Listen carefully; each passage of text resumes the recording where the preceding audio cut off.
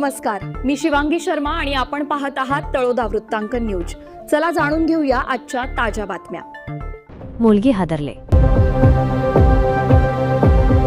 तरुणीवर अत्याचार करून विष पाजून जीवे मारण्याचा प्रयत्न।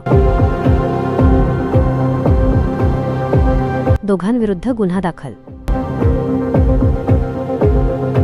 उपसंपादक रवींद्र वळवी यांच्यासह तळोदा वृत्तांकन न्यूज नेटवर्क मुलगी। नमस्कार प्रेक्षक हो, नंदुरबार जिल्ह्यातील अक्कलकुवा तालुक्यातील मुलगी पोलीस ठाण्याच्या हद्दीत माणुसकीला काळीमा फासणारी एक संतापजनक घटना समोर आली आहे। एका 19 वर्षीय तरुणीला फूस लावून पळवून नेणे, तिच्यावर अत्याचार करणे आणि त्यानंतर तिला विष पाजून जीवे मारण्याचा प्रयत्न केल्याप्रकरणी 2 जणांविरुद्ध गुन्हा दाखल करण्यात आला आहे। मिळालेल्या माहितीनुसार तोंडीकुंड येथील रहिवासी असलेली 19 वर्षीय तरुणी 22 फेब्रुवारी 2026 रोजी मध्यरात्री आपल्या घरी एकटी झोपलेली होती। यावेळी संशयित आपसिंग दिला तडवी याने तिला फोन करून द्राक्षे घ्यायला ये असे खोटे आमिष दाखवून घराबाहेर बोलावले। तरुणी घराबाहेर पडली असता आरोपी आपसिंग आणि त्याचा साथीदार चंदा रामा तडवी दोन्ही राहणार ओघाणी हे एका पांढऱ्या बोलेरो गाडीसह उभे होते। तरुणी गाडीजवळ येताच आरोपी आपसिंग याने तिचा हात धरून ओढाताण करत तिला बळजबरीने गाडीत ओढले। पीडितेने आरडाओरडा करण्याचा प्रयत्न केला असता संशयित चंदा तडवी यांनी तिच्या तोंडात कापडी रुमाल कोंबला आणि आवाज केला तर जिवंत मारून टाकू अशी धमकी दिली।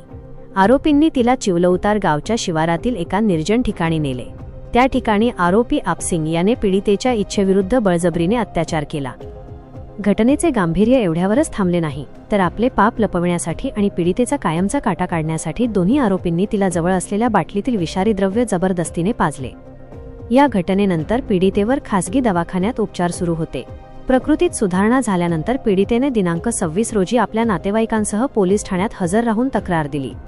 मुलगी पोलिसांनी या प्रकरणाची गंभीर दखल घेत भारतीय न्यायसंहिता 2023च्या कलम 137 2, 61 1, 74 75 1, 87 109 आणि 35 अन्वये महिला पोलीस कॉन्स्टेबल मंगला पाडवी यांनी गुन्हा दाखल केला असून सहाय्यक पोलीस निरीक्षक धर्मराज पटले यांच्या मार्गदर्शनाखाली पोलीस उपनिरीक्षक सुजित पाटील हे पुढील तपास करत आहेत। या घटनेमुळे अक्कलकुवा तालुक्यात तीव्र संताप व्यक्त केला जात असून पोलीस फरार आरोपींचा कसून शोध घेत आहेत।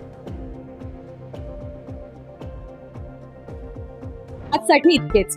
अशाच ताज्या आणि महत्त्वाच्या बातम्या पाहण्यासाठी आमच्या चॅनलला सबस्क्राइब करा। धन्यवाद।